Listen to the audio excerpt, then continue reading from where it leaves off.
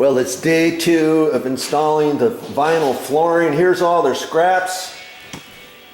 Little Billy has been working diligently with his pops, and he's got the scraps all kind of lined up over here in case they can use them for fills and that kind of stuff.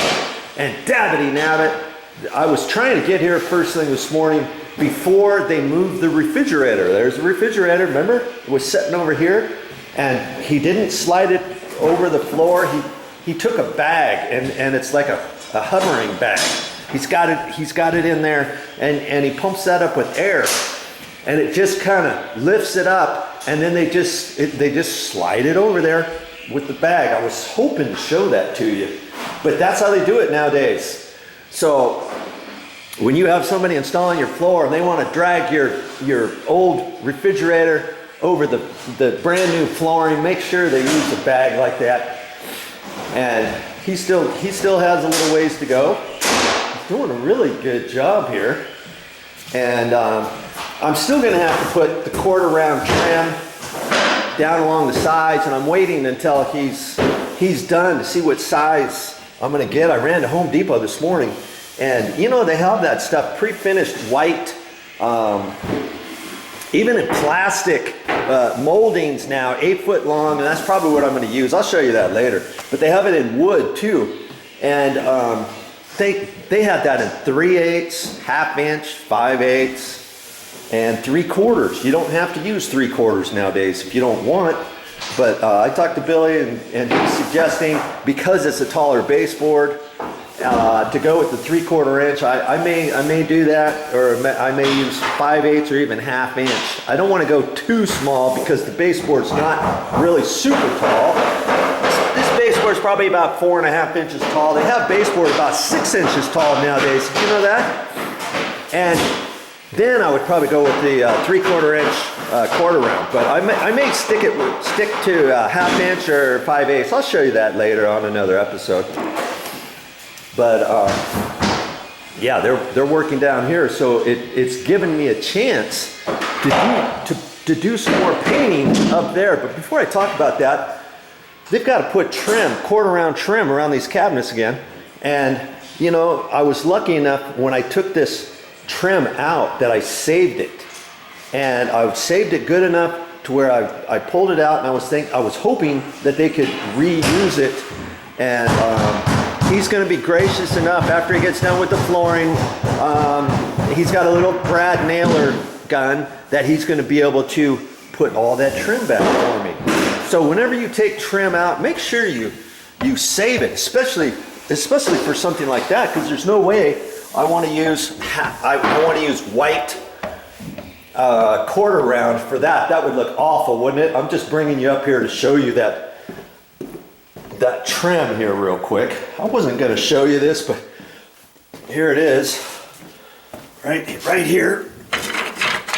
I'm just going to show you this real quick, and because the last person who nailed it down, they nailed it to the floor and to the side of the cabinet.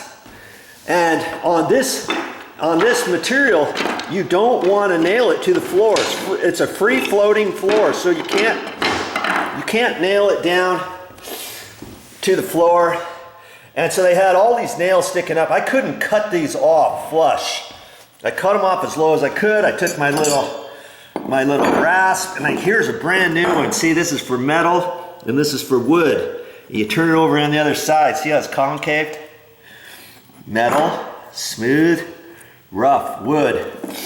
And this one's so old, I should probably throw it away. This is probably, I've had this probably for 20 years.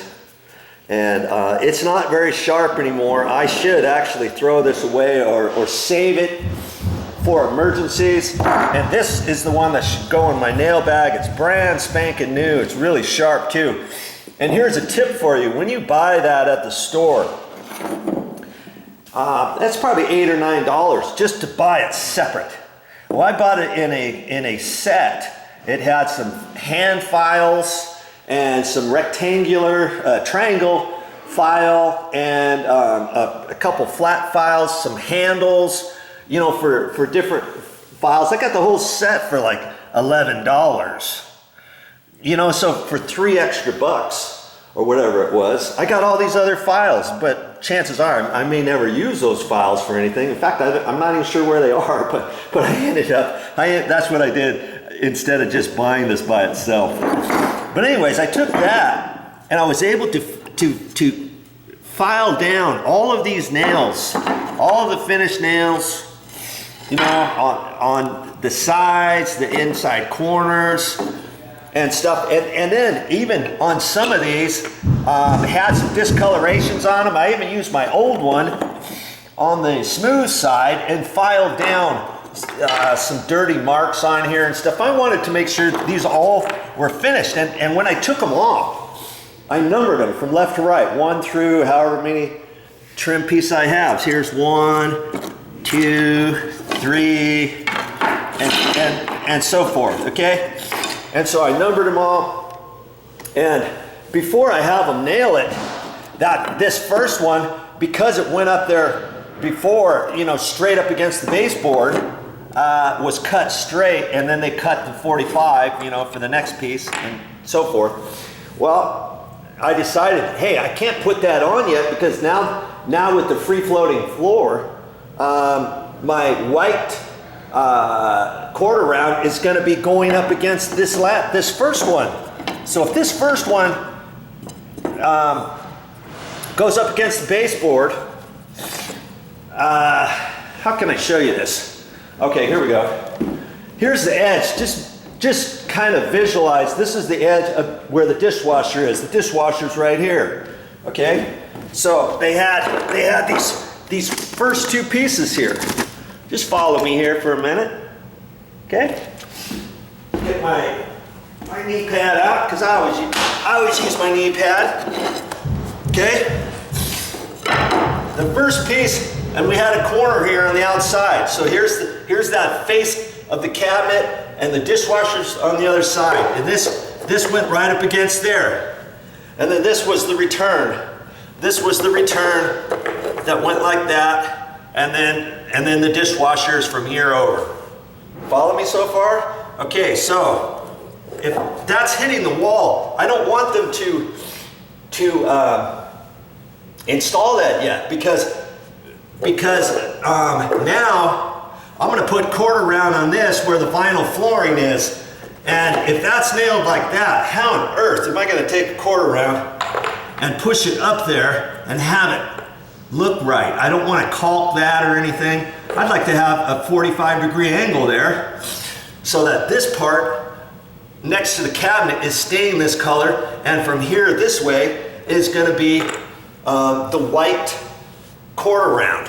Okay, so I'm gonna need to cut that at an angle, aren't I? And so when I cut it at the angle, then I'll have a piece.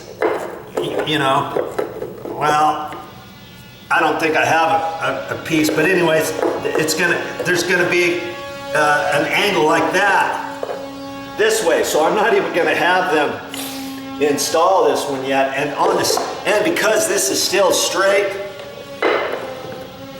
I could even glue it onto the side of the cabinet, and this one was sticking out ever so little, and I want to make sure that the dishwasher fits in. I may have to trim this. So these two I may end up just gluing up to the cabinet, and I just have to glue it on this edge that goes to the cabinet. I can't put glue. When I say glue, I'm talking caulking. I can't caulk it on the bottom or nail it. I can't have anybody nail it to the floor, because this is called a free-floating vinyl floor. Okay, free-floating means it can move both directions, so it can expand and contract during weather conditions, during the winter, during the summer, air conditioning, heater, and so forth. So the floor needs to move around and relax. Well, if you nail this down to the floor, or if you glue this down to the floor, it can't move.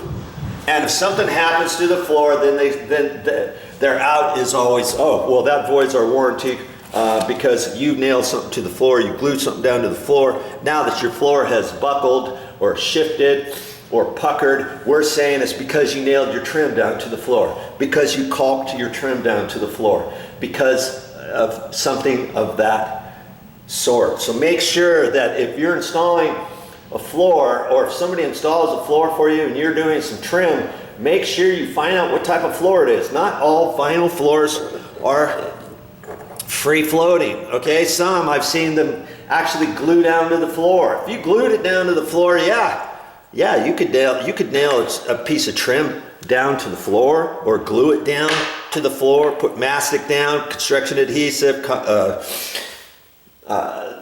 just painter's caulking, whatever you want to the floor, and know that that's not a free floating floor. Same thing with wood floors or fake laminated wood floors.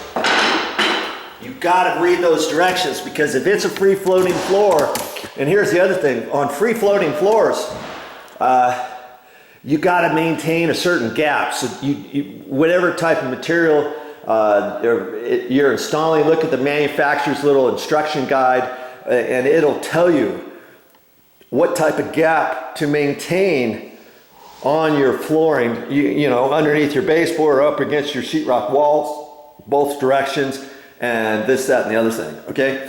So I filed down all this, and I'm gonna have him, out of the goodness of his heart, he's gonna use his nailer and put most of those back up. He's not gonna do that today, but I've got these all ready for him now, and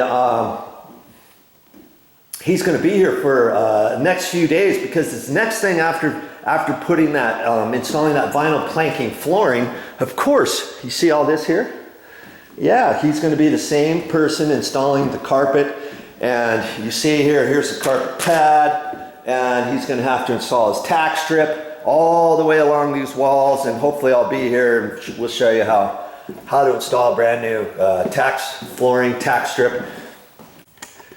Now here's a quick tip for you. Have your sponge ready, have your water ready, and as you're cutting in your wall down to the baseboard, your wall up to the door casings, if you happen to tag your door casing a little bit with some paint, or on an inside corner of the baseboard, or way down in there, let's say you have a hard time getting that little piece in there of the wall without getting any on the white, just make sure you have a damp sponge handy and wipe it off the baseboard. The baseboard and the door jambs are already nicely, freshly painted, but they've been cured for a couple of days, and you can wipe stuff off of there. You don't have to worry about, oh shoot, get a rag, try to smear it on there and it doesn't get it all, and you think now you've got to touch up the white door casings or the white baseboard.